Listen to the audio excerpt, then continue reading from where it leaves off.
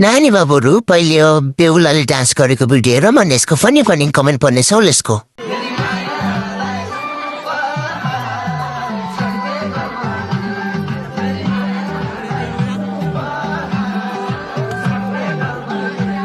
तो चलिए शुरू करते हैं। पैसा धेरै पाएर होला बेहुलाको डान्स कडा छ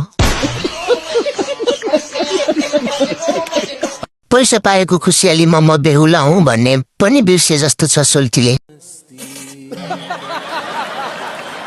यस्तो पैसा पाए त म नि यस्तै नाच्थे यार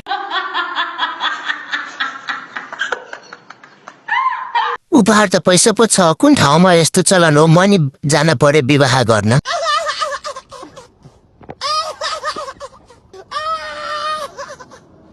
यति पैसा आएपछि त यसै फुट्याइहाल्छ नि